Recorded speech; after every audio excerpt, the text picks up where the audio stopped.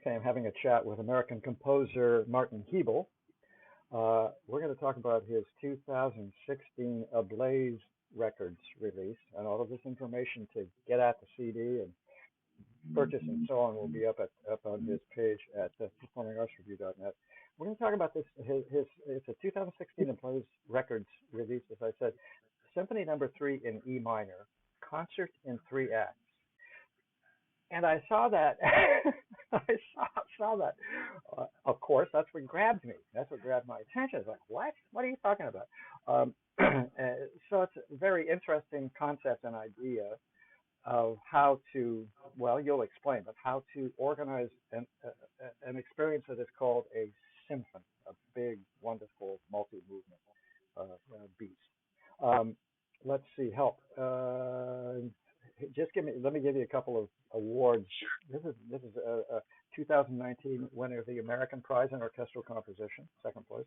2019 winner of the American Prize Ernst Bacon Memorial Award for the performance of American music, third prize.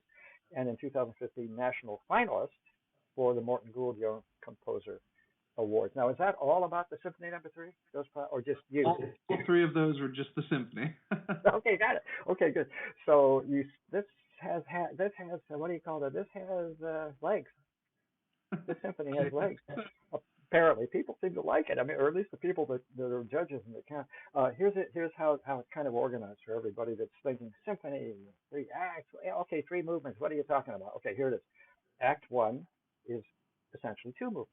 Adagio, and stop me if I get in trouble here. Adagio molto, also for orchestra. The second part of Act 1 is moderato for string quartet and orchestra, and we'll talk about that in a bit, about what your thoughts on it. Act 2 are also 2 movements. Adagio liberamente for string quartet, gorgeous, really, really, really gorgeous. And the second part of Act 2, vivace for orchestra. Act 3, 2 movements again. Andante moderato for clarinet in A and string quartet, and that was a stroke of brilliance. There's something about the color of A clarinet. Yeah, as a former clarinetist, no, I don't want to go into that. But as a former clarinetist, A, and I thought the minute I heard it, I thought, oh yeah, that's a little longer, a little longer instrument. It's got a little mellow, beautiful, beautiful sound. It's this Andante moderato for clarinet in A and string quartet.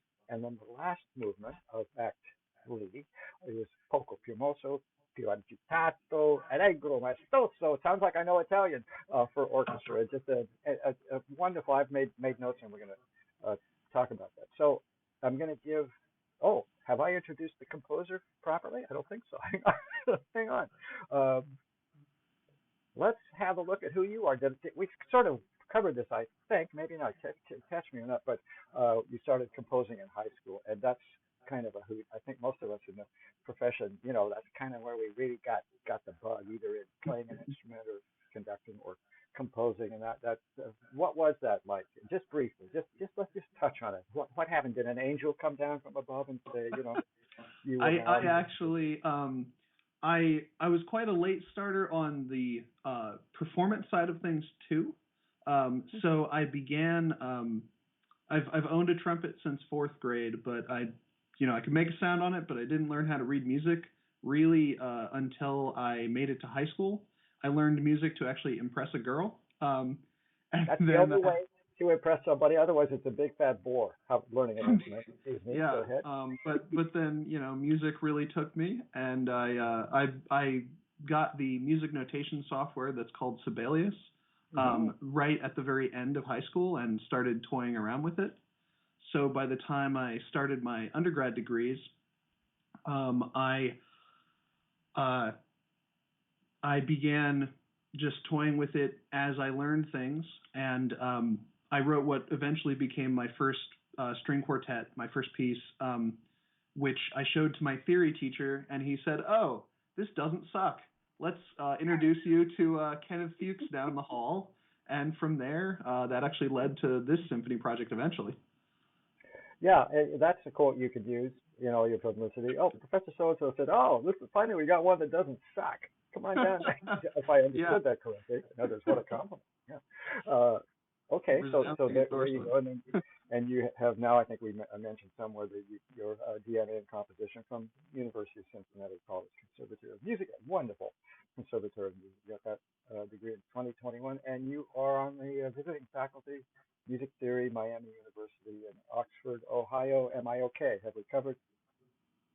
Yeah, I actually very recently I'm also on adjunct faculty at University of Cincinnati College Conservatory of Music, also Okay. simultaneously. They're about Well, an hour's drive apart. I can see the great mother bird taking you under her wing there at the something about that where they keep those that are their own that are doing good stuff. Uh, I have no idea what I'm talking about. Well, let's uh, uh, uh, well we talked about getting it started. I'm looking at my notes, forgive me, but I guess and this is where I might get into trouble, but I think it's intentional about what you do, although I think I mentioned also a little earlier, or maybe off camera, that I have looked and listened to some of your other works because I kind of wondered about the Symphony Number Three, this B minor symphony, because it is so, and you'll forgive me, I do not mean to be offensive, it's so tonal, Hmm. it's so Rachmaninoff. I mean, it's so Tchaikovsky. It's so all of that with brilliant orchestrations. And I think you mentioned somewhere in your notes about now. If I haven't offended you yet, because I know that you also write very interesting contemporary music and so on. It's not that this is nuts. Wonderful, because I keep saying to myself, this guy should be in Hollywood. This guy should be in Hollywood. You know what I mean? It's that kind of music. It's wonderful, and the orchestrations are really fabulous. Honestly, the Thank you. colors and the use of wind and brass and all that. It's not easy. It's very special. But that I guess is my question. Am I in trouble, or is there some kind of intention about this third symphony being so accessible? You'll Hmm. forgive the expression, which is meant as a huge compliment. Well, much of my music is I like to think of it as combining traditionally grounded approaches with a contemporary harmonic language. The I consider tonality as one of my many tools in my toolbox, so to speak. Yeah. And so at the time that I was writing this particular symphony, I was really embracing that. Since then, I've written pieces that are either less tonal, more tonal. I use a variety of techniques depending on the context, but the musical expression and audience engagement and audience accessibility are always front of my mind, Okay. regardless of the piece. Thank you very much for that. Exactly so. But what I want to make sure you're clear about is kind of the intention of my question is, I guess what went through my mind was because I was listening to it. Thank you very much for the PDF of the score, by the way, and watching it. And I thought, well, this is now, again, here I'm. I hope you understand what I'm getting at. This is community orchestra. This is the kind of stuff that wonderful new music, a very big and complex narrative that is also quite accessible even for musicians. I don't think Mhm. you can correct me here. I heard anything that would be really difficult. And what I mean by community orchestra is exactly the people who we need to be hitting Right. up. You know what I mean? And giving fresh experience.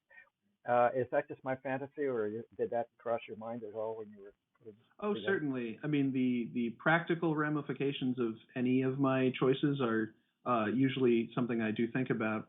With this piece particularly, I wanted to make it possible for That's what I meant about community. It's possible also. It's right playable. for your Yeah. average collegiate orchestra to be able to handle Yeah. it, but at the same time, with the exact same music, for a professional orchestra to really shine in the same piece, which it's quite a challenge to balance those two things.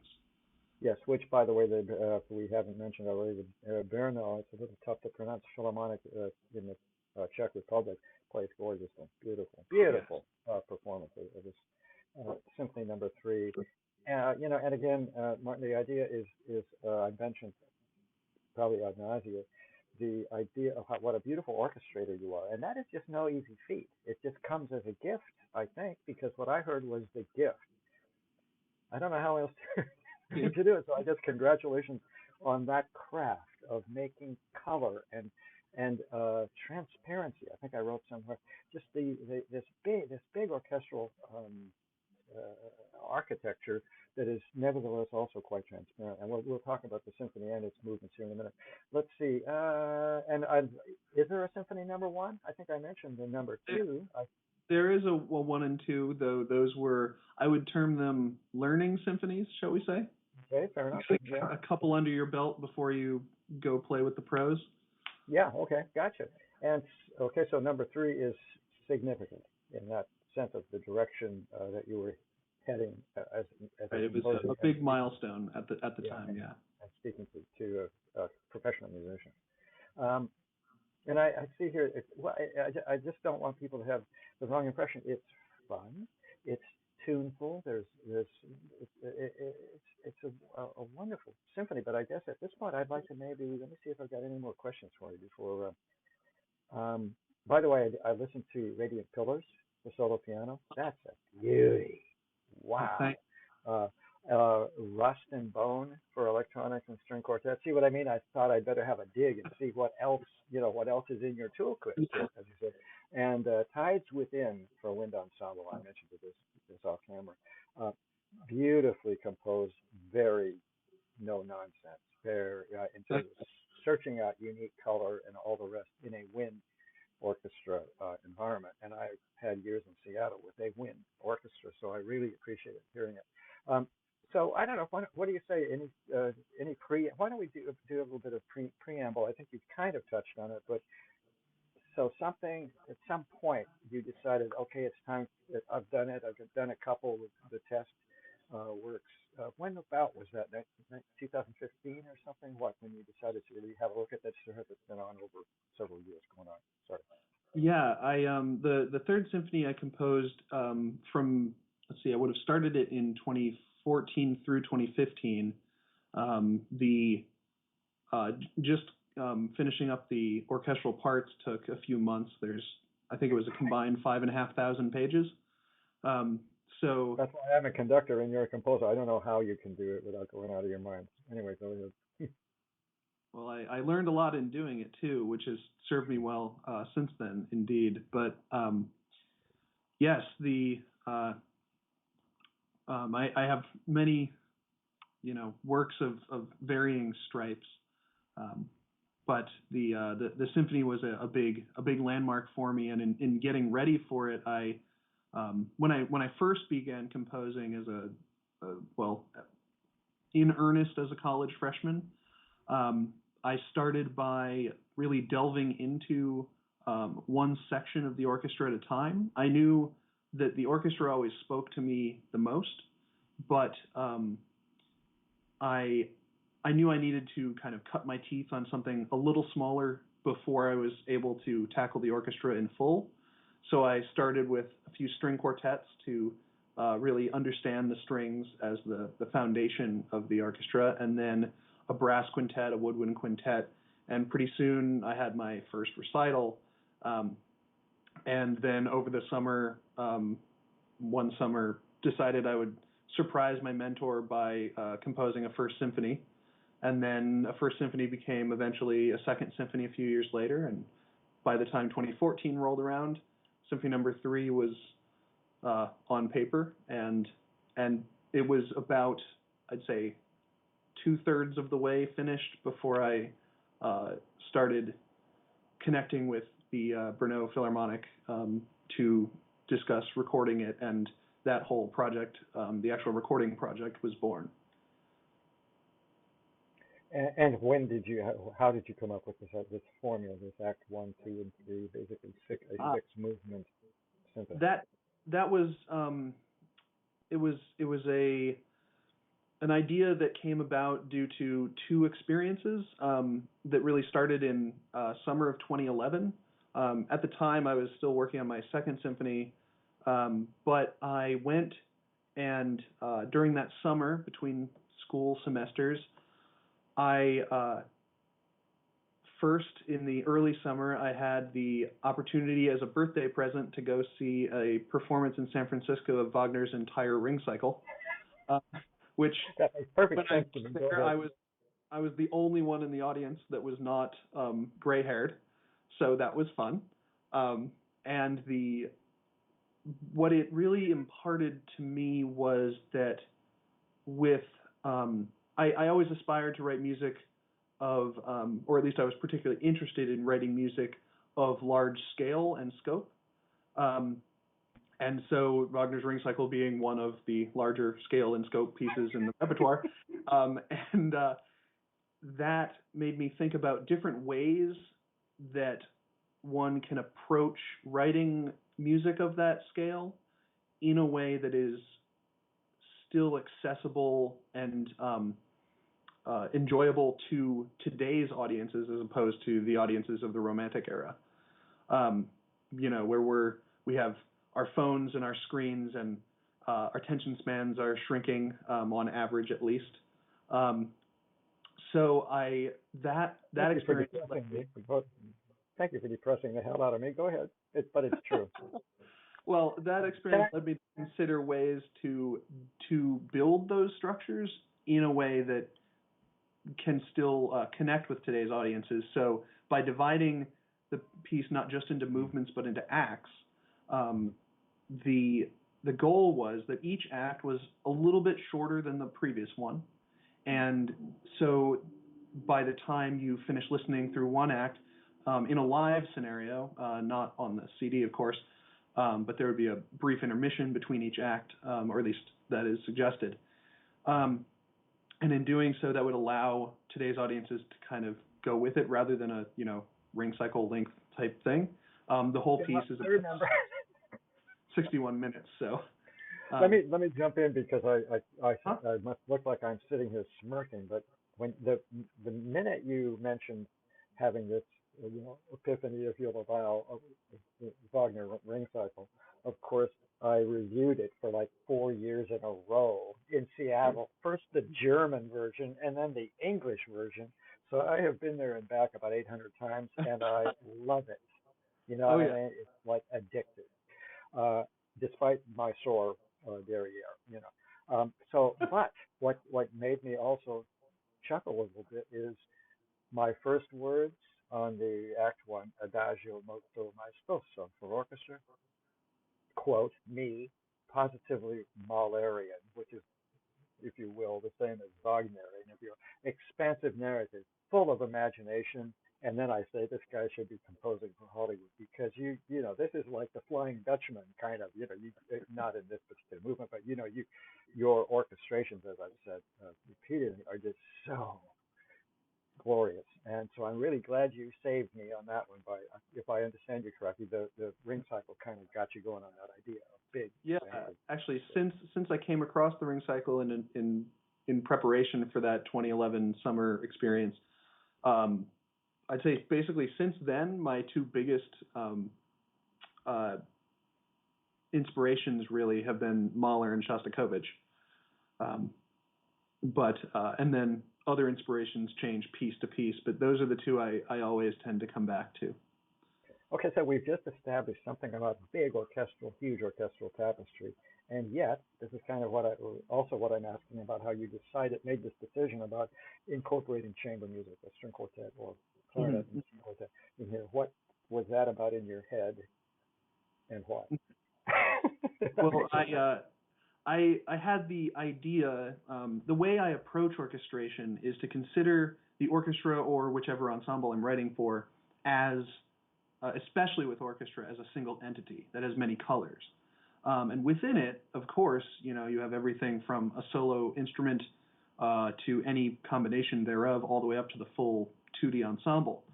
Um, so I wanted to find a way to pull out those colors in a way that bound together the structure of the whole piece. Um, so when I choose to pull the string quartet out as soloists in the second movement, that's done so deliberately, and they're introduced through individual solos. The the string quartet in the second movement then rejoins the orchestra in the fourth, only after having performed a movement on its own. So by pulling out focus ensembles within the orchestra as hybrid focuses, foci, I suppose. I'm a composer of music, not of English. But I wanted to find those as tools not just for developing variety for audiences' perspective, but also as ways to bind the structure together. So then when the clarinet comes out and joins the string quartet in movement 5, that clarinet actually is introduced as a soloist way back in movement 2 and to some extent in movement 1. You clarified.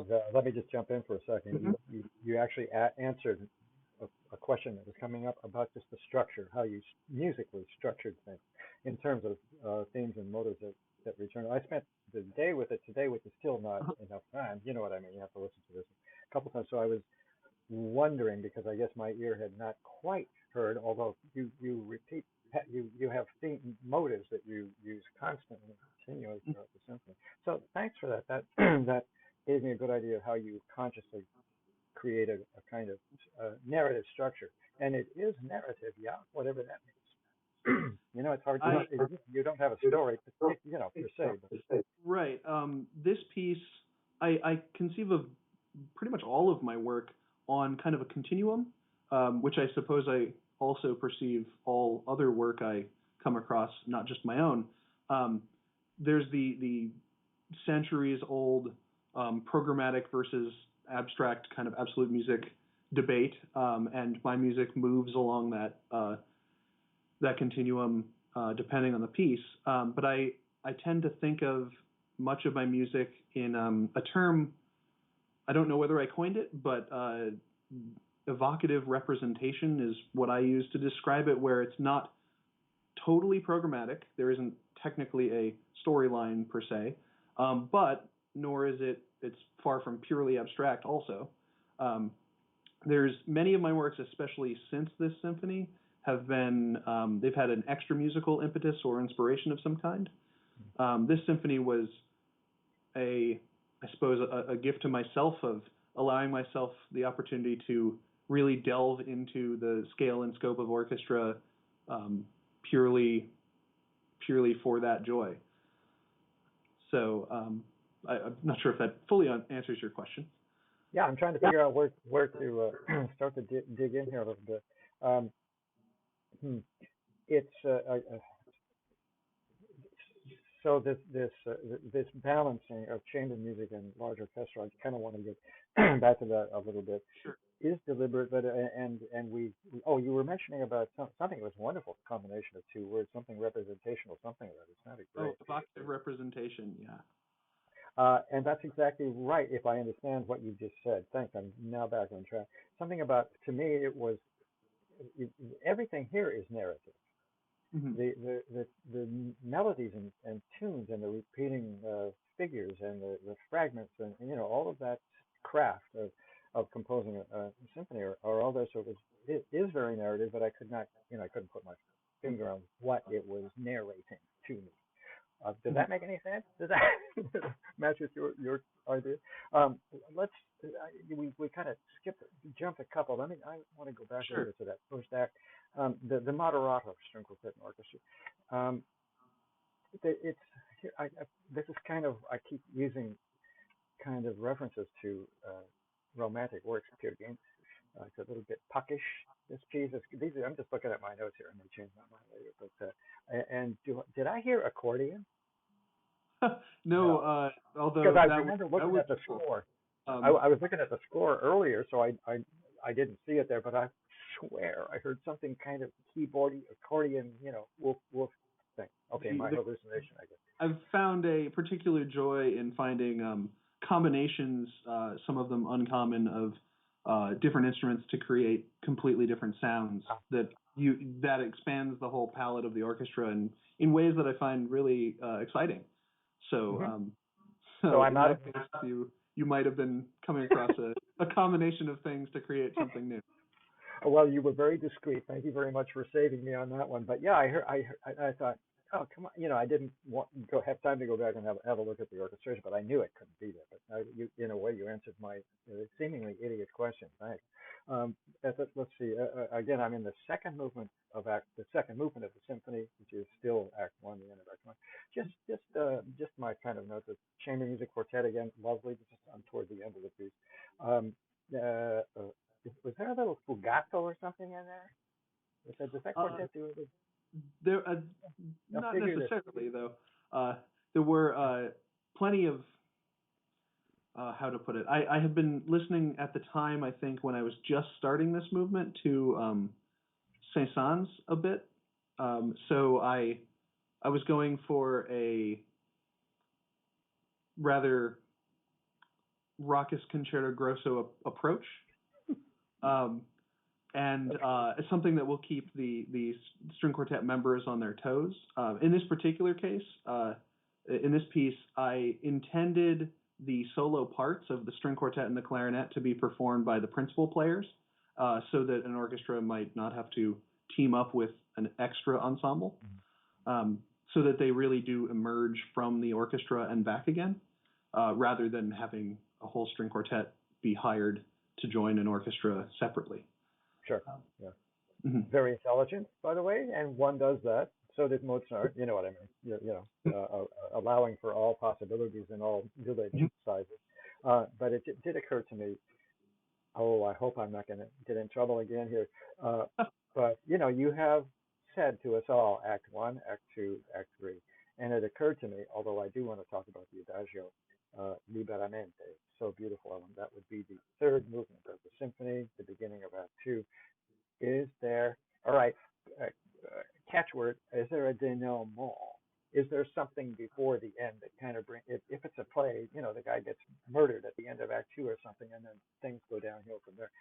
You didn't think of this piece in that kind of literal theatrical? Not quite in that literal sense. You're right. Okay, good. Thank you.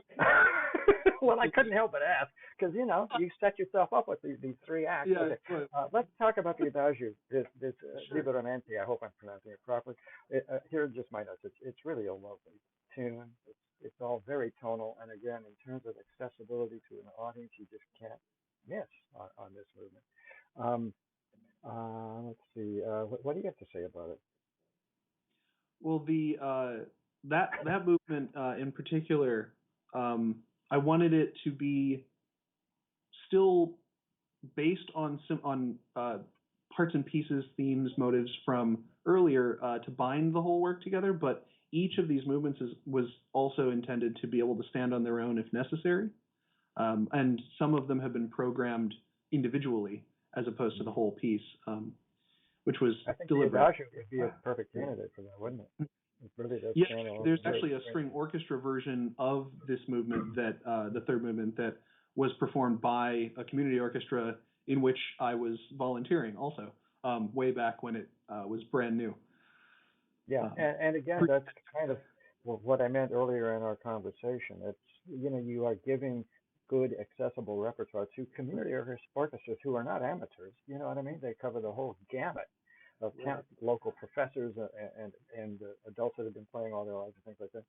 Something to bite into a bit, and that Adagio is so gorgeous that it I think would make a very good, all by itself, as we discussed. I don't mean to say training, but a very good experience because musicians do not run across this piece very often, and that's okay, huh? In your stuff, in your bit, do they have to rent the whole symphony or what? Speaking commercially. Well, yeah. There's actually one moment I really, really enjoy writing for the string quartet in this piece, where I flip it on its head, and I allow the cello to be the highest voice using harmonics briefly, and I was really worried about that particular moment before the recording. And I wasn't sure how possible it would be. It's basically playing a lyrical line in false harmonics, but thankfully it's a slow enough tempo that it was viable. And I asked the cellist their principal cellist who was performing the solo part, And he's like, "Oh, you mean like this?" And just plays it like no problem. And I was like, "Exactly that." Yeah. So all Bingo. my points were for naught. Oh, yeah. Not only bingo, but bingo. You gave this level of musician. Again, I hope you know what I'm talking about. The Oh yes. importance of giving new and accessible repertoire to musicians. You gave them a big kick. Apparently, I mean, just that whole idea was a spin for them. Hmm. Great. Okay, moving forward, this vivace for orchestras. Uh, again, I salute your orchestrations. Who was your? You mentioned it in your bio somewhere. You did. To whom do you owe these skills of orchestration outside of your own brilliant mind? Well, I learned, especially at the time of writing this piece, from Dr. Kenneth Fuchs, and I, at the time, was studying the scores of Mahler and Tchaikovsky, and basically late Romantic into early 20th century scores. And so And where were you there? You were masters, or what were you? Your doctorate or Oh, your master's? this piece I was actually finishing my ridiculously long undergrad, getting ready for my graduate school. Yeah, I had a 6-year undergrad track and did well. I finished 2 degrees and a certificate. At one point, I think I had 4 degrees on my calendar and decided to cut that back a little bit so that I could graduate in 6 years. But Yeah. at first, at first, I thought you were going to tell me a story, the standard story of just plain procrastination and laziness. Instead, if I understood you correctly, you were chasing 4 degrees simultaneously or some such madness. Yeah. Uh, Although this project actually the recording project of this symphony formed my year off between the end of undergrad and the beginning of my master's and doctoral degrees at CCM in Cincinnati. mm. Oof. Anyway, it's a delight. So we have now concluded 4 movements, and I just want to ask because I know that uh, again, you've made it very clear, and I'm thankful and grateful for that, about that this was a period. You were in this Wagnerian, Mahlerian, something or other thing in your head, and that's exactly what we have with this symphony. And again, the orchestration is stunning. But did you? I guess what I'm trying to say is, it's about. I think this symphony is about 70 minutes, isn't it? Something like that, or a little over an hour. That's Depending how. on your tempo, yeah, the when you take it at a brisk tempo, you can get the whole thing done in about 61, 62 minutes. But if you and that's without any of the intermissions we had talked about briefly. Oh, yeah, and Uh, thank you for reminding me again about the intermission, because I was going to say merely that, at that length, and the second symphony, if I saw correctly, is about 70 minutes. So right. you have this thing about long about long symphonies, but of course, intermissions, breaks. Again, thinking of an audience getting maybe its first experience of this kind of repertoire song. Okay, well that kind of saved me, because I kind of wanted to ask about that, where you write 2 symphonies in a row that are about an hour long, and then what do you do? Well, actually, Fill in the other 10 minutes. Excuse me. immediately after writing this particular symphony, I wrote I think my shortest piece to date, a 2-minute flute unaccompanied solo work, and followed it up, I believe, with an alto flute solo soon thereafter, which I both of those I believe are on Centaur Records disc also. And was But that therapy, just to get away from the big, huge orchestra thing, or what? it was a bit of a trying to push myself to exercise a different muscle. Okay, yeah, well put, well put. And so these fifths, we'll just sort of touch on this Andante moderato, clarinet in A, and string quartet I mentioned to you. Again, an entire movement. This is movement number 5, the beginning of Act 3 of the symphony. This is really a beauty. And this perhaps stands alone, I'm wondering, in terms of It's whether it's ever been performed standalone. it's a personal favorite. I allow the clarinet solo. I was using it as kind of an allusion to previous work as well as to push the piece forward. I had introduced briefly clarinet solos and a bass clarinet solo in the second movement, when the focus of the work at the time in the second movement is the string quartet as kind of a concerto grosso. By the time you get to the fifth movement, I allow the clarinet soloist to join that string quartet as kind of the primary focus most of the time. And then I allow that clarinet solo to dip over as the fifth movement moves attacca into the sixth movement. Yeah, that's very interesting. That's really nice. Yeah. And that again, just the idea of what goes through a composer's head, having written these movements as distinctly beginning and ending, because it surprised me, and it was perfect when the solo clarinet, and again that mellow key of A for clarinet is just dying out at the end of the movement, and then whoa, right into the sixth and last movement, poco più mosso, più agitato, allegro, maestoso for orchestra. In other words, three mood changes, if you will. It's here are just my notes, and then I'll let you talk about it. But it's big, it's tonal, it's heroic. That's why I keep thinking Hollywood. You need to camp out in Hollywood here. Like late 19th century kind of stuff, and that makes perfect sense in terms of what you were looking at. And it's not influences. If I can try and be a little clearer, because sometimes it sounds like kind of condescending. It's not. It is influences, but it's when composers look at, you know what I mean, really study something. And so I'm understanding that that's exactly what you did. You were studying this type of orchestration, this type of sound and tonality, and all the rest of it. This big Mahlerian sort of orchestra. Not, I always pronounce that in such a strange way. It sounds like a disease. What else? Here's one, and I noticed this in the orchestration when I was looking at the orchestration.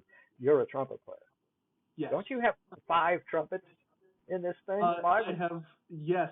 There's 4 trumpet parts. Oh, okay, and then the 6 horn. 6 horn parts, which I was surprised they didn't need a bumper. So they got it done with all 6, which was impressive.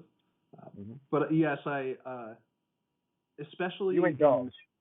Early in my education, as a trumpet player, I would sit in the I'd be 4th, 5th, 6th chair often, and so I made sure in many of my works, especially this one, that there's something really of note for every single player, including horn number 6 or clarinet 3 or whatever it may be. So there's a bass clarinet in there somewhere. There's in Tides Within, actually, the wind ensemble work you had looked at, there's deliberately a solo for bassoon 2. So I always try and throw a bone to the bottom as well as the top of the hierarchy. So if there is one, you will go to heaven. Is what that really boils down to. Because I see a note to myself. It says lots of horn in this last movement. Lots of horn. If you're going to call for 6 horns, you might as well use them. And yeah, exactly. Heroic tunes I've already mentioned. Drama, movement. Like I said, this guy needs to be in Hollywood. Excuse me for that, but it's just that. I hope that gives people an idea of what these sounds that you create, this symphony that you've created, is so glorious, really, and accessible, and everything that I've been kind of trying to pinpoint about the whys and wheres of your intention. So I think that's where I'm about done. What have I forgotten to ask or talk about, or whatever? What do you need to Well, speak to? I could mention so setting a symphony to paper is one skill, but many composers struggle with the other 50% of the job, which is how to get that paper to sound that you can hear. And with this project, it was a particular challenge. Back when I was in 2011, when this project was just getting off the ground, I shadowed my teacher, who was recording with the London Symphony at Abbey Road, and that's where I met Joanne Folletta, who was conducting that recording session. Just drop 2 or 3 names. Go ahead. Kenneth Fuchs is he was my teacher at the time, a mentor still, and a very dear friend. And in observing that recording session, I went to Abbey Road with him and shadowed him for a few days, and that experience taught me the skills I needed to actually put together the recording of this. of my own symphony, which it inspired me to pursue this project. So by the time I wrote the symphony, it's a different set of skills I needed to take the music from paper, put it in front of a very large 90-something piece orchestra, and record the whole thing in a foreign country while navigating three different currencies to exchange with how the whole project was funded, which was I got a whole crash course in international contract law, and yeah, that was a lot of fun. But And you've discussed. Let's end it with a little bit of this. So many people that are subscribers are also college music faculty and composers and all of this. So they all know this. But you kind of you hinted upon it. The project hmm 2011, right? Did I get that? It kind of starts. It starts to germinate. What I'm yeah, getting at is the years involved to take oh yeah, something from an idea to paper, which is a big enough nightmare all by itself, as you said, something like 5,000 sheets of music or something for this really hour-long uh, six movement symphony. But also just you just don't go say, hey, let's make a record. What do you say? Let's go find us a garage and do. No. It's a big project. It costs, especially if you're going to Europe, and we know the Brno Philharmonic is one of those Czech orchestras that sits down and reads. Boom, boom, boom, boom, boom. So there's no time to waste hmm at all. And also your experience in recording, I think very few people who haven't seen it as you did as an eyewitness. I did with help. I've forgotten his name now in Seattle when they recording all those David Anderson. That idea of how you do things in segments, hmm and the sound has to be ambience and the same. I mean, it's very hmm complicated. And if it runs over 2 or 3 days, there are a whole other strings of problems. But that idea of segmenting in hmm recording a piece and then somehow getting it all through, let alone balancing and all the other fabulous engineering feats, which hmm will ring us down. In that, I want to also compliment the engineering oh feat yeah, of this, because when I have said throughout the conversation about how clean and transparent the orchestrations are, well, that's of course correct, but it's also a big deal to capture that mm. transparency with microphones. So these people really know what they're doing. This Oh is yes, what it boils down to. Okay, well, I guess we better we better wind it down here. hmm Thanks very much. I'm speaking with American composer Martin Hebel. We were talking about your 2016 Blaze Records release, and that was, I think, a fairly new company, isn't it? Like, something like that. yeah, Anyway, and have just had a chat about his Martin's Symphony Number 3 in E minor concert in 3 acts with the Brno Philharmonic. Oh, I always get nervous pronouncing that, no doubt incorrectly, of the Czech Republic. Mikhail Toms is the conductor. Wonderful conducting, and also I love the way things pick up. You know what I mean? I didn't I didn't get a chance to really watch the whole score because it was too long for my screen. But I presume those are indicated tempi when you know what I mean, yes. when the tempi up, and it's really wonderful when that happens. Okay, I guess we're done. Thanks very much indeed for the chat. Thank you very much for having me. It's been a Okay.